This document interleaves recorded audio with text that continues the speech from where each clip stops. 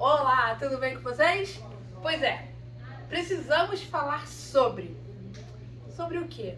E aqui a gente tem um grupo super especial para bater esse papo com vocês sobre um assunto que eu acho que você vai querer saber mais.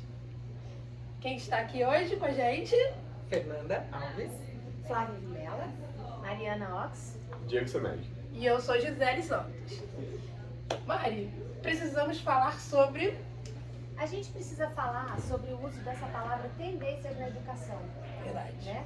Porque uma coisa que a gente vem discutindo é que toda essa mobilização que acontece todo ano em congressos, em feiras sobre o que é tendência, acaba mascarando um pouco as reais questões. Quando você fala em tendência, é um pouco como valorizar uma ideia de produtos ou soluções que podem ser balas de prata para a educação. Né? E aí um ano é uma coisa, outro ano é outra coisa, e a gente entende que não é bem assim, né? A gente tem que tratar de coisas estruturais e que são mais perenes. Então a gente não quer falar de tendências, a gente quer falar de urgências. E qual seria uma urgência agora, Mário? O que se vê como urgência? Olha, uma das coisas que a gente vem discutindo, inclusive a Gisele é uma provocadora, né? Sempre traz pra gente umas ideias nessa área, é a questão da inteligência artificial. Não só na educação, mas nas nossas vidas, né? E aí ela traz uma provocação sempre muito interessante. Inteligência artificial é uma coisa do futuro? Não, na verdade, é uma coisa bem já do passado, né? O que a gente está vendo hoje em dia e que está preocupando todo mundo e que muitas vezes parece ser uma grande ameaça, é resultado do que foi feito e pensado há muito tempo.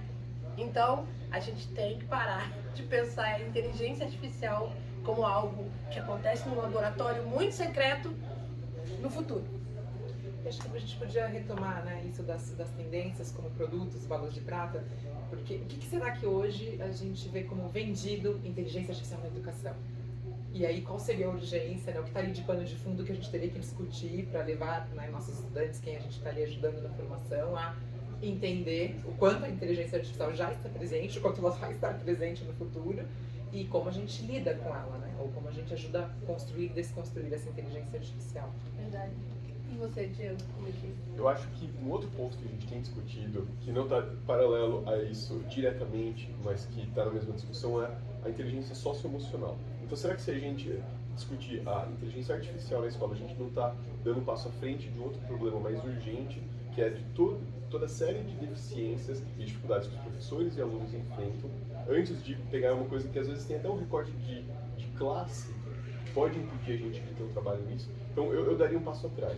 Antes da gente ir nessa tendência de inteligência artificial, eu iria na urgência da inteligência socioemocional. Então eu iria para lá. Então, e no plural sempre, né? Inteligências. Inteligências, né? Até pra lembrado. gente ter, olhar para todos os lados e olhar para todas as pessoas e para todos os contextos. Né? Eu acho que essas coisas não estão em oposição, sabia? A inteligência artificial e a socioemocional. Porque quando a gente fala que a inteligência artificial é uma coisa que está no nosso presente, de fato, a gente está vivendo uma era em que muitas das coisas, ambientes que a gente frequenta, né, as coisas que a gente consome no ambiente digital, a maneira como a gente se relaciona, elas estão sendo mediadas por processos algorítmicos de personalização da informação, que influenciam como que a gente consegue conversar, o que a gente vê, né? Essas escolhas todas que são feitas por nós, através dos nossos próprios comportamentos nas redes e através também do desenho, da funcionalidade das ferramentas que a gente usa. Né? E essas coisas acabam gerando uma série de conflitos ou agravando uma série de desigualdades na sociedade e acaba caindo no terreno das competências socioemocionais. Porque o que acontece é o seguinte, nós estamos falando dos impactos sociais e dos impactos de teias de relacionamento que essas tecnologias nos trazem, né? Quando a gente fala de tecnologia, é muito importante, de algoritmos, é muito importante que a gente não se detenha só sobre a ferramenta, como funciona a programação, mas também e principalmente sobre os seus efeitos na sociedade, sobre os seus efeitos nos nossos relacionamentos, né? Os seus efeitos no nosso poder de decisão. Então, a gente sabe que a tecnologia ela não é neutra, né? Os algoritmos são software, mas eles são alimentados por bancos de dados que são criados por humanos e que podem reproduzir desigualdades, injustiças e coisas que estão presentes na nossa sociedade.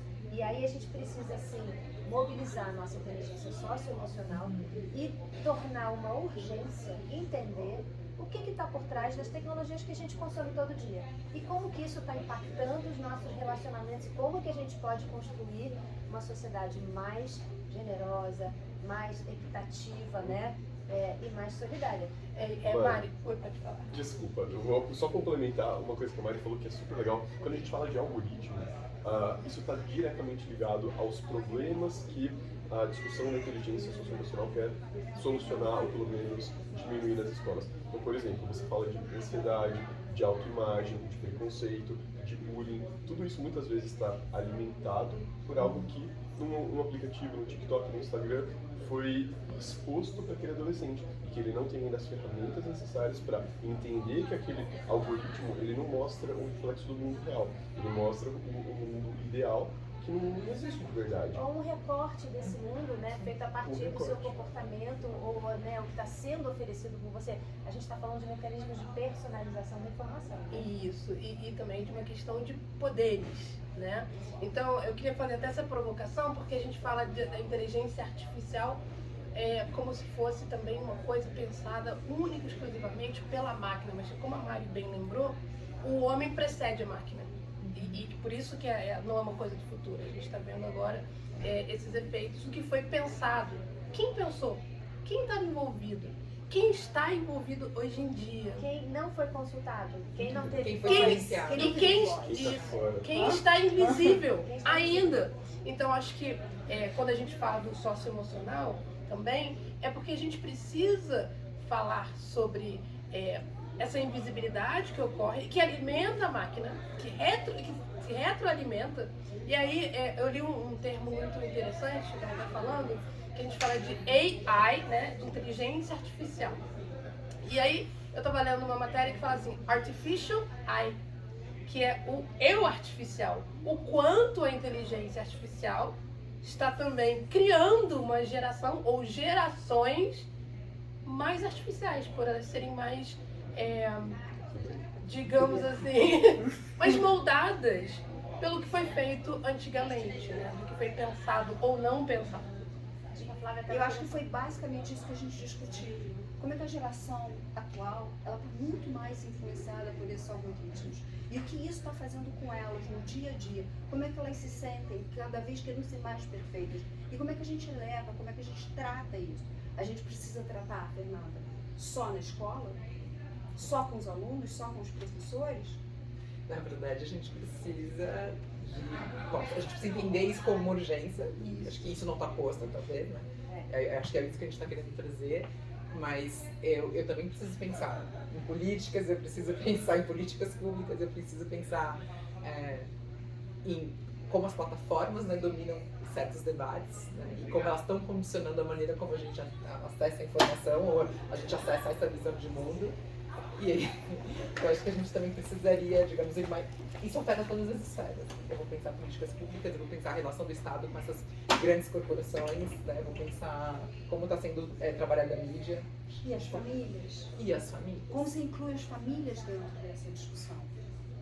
Isso tem a ver com uma outra conversa que a gente teve também, que é por que as famílias vão para a escola só para discutir a nota do aluno? Então, será que a reunião bimestral, mensal, ela precisa ser só isso? Será que esse momento que a família está na escola não pode ser usado para que aquelas pessoas que estão promovendo uma formação interna entre os professores, entre os gestores, não tragam a família para também ter uma voz nesse debate? Então, quais são os problemas que esses adolescentes, essas crianças estão tendo dentro de casa e que a gente tem uma parte da história que a gente vê na escola? Talvez com o contexto completo, a gente, enquanto educadores, consiga agir de alguma forma mais efetiva. Mas eu acho que enquanto a gente não tiver essa peça participante no debate, que é a família, talvez a gente não consiga os resultados que a gente gostaria. Eu iria além, eu acho isso super interessante que você trouxe, e eu acho que a gente precisa também pensar um pouco nessa relação família-escola, não só como uma relação de cliente e fornecedor, né? Eu acho que é uma relação de comunidade de aprendizado. E aí a gente entende que o aprendente, não é só necessariamente o aluno. Se a gente está discutindo, eu vou voltar para as nossas opiniões, né? Se a gente está discutindo o poder, a influência dos algoritmos nas nossas relações, nos nossos comportamentos, eu acho que a gente está falando de coisas que a gente usa o tempo todo, de maneira muito transversal, e que a gente não conhece adequadamente, não conhece profundamente, nem os alunos, nem os educadores e nem as famílias. Então, a escola deveria se constituir num espaço de discussão, num espaço de aprendizado para todo mundo, para aquela comunidade escolar, que é feita de funcionários, professores, alunos e famílias, entenderem os fenômenos que estão acontecendo e como que a gente está se relacionando com eles, e como que isso impacta a possibilidade de todo mundo aprender e estar, conviver bem, harmoniosamente, nos seus grupos pequenos, dentro da escola, dentro da sala de aula, ou nos seus grupos maiores, né, como as nossas comunidades e a sociedade em geral. Então, eu acho que, pra gente não se estender demais, Isso, né, uhum. e ficar uma minissérie, eu acho que a gente poderia encerrar aqui o nosso primeiro episódio do... Como é que chama? Precisamos falar sobre tendências versus urgências. Não vamos nos deixar levar por discussões que são imediatistas, por ideias de produtos que possam resolver problemas, mas vamos sim tentar abrir espaços coletivos e convidar todo mundo para discutir como funcionam as coisas que de fato estão por trás da maneira como a gente aprende, trabalha, se relaciona, e poder olhar para elas mais criticamente para poder melhorar a nossa relação com eles e a vida de todos. E fica o convite. Precisamos falar sobre o quê? Faça esse convite para outras pessoas e para outras pessoas. E mande sua sugestão para o Exato. próximo Quais são as episódio. urgências de cada contexto. Exato.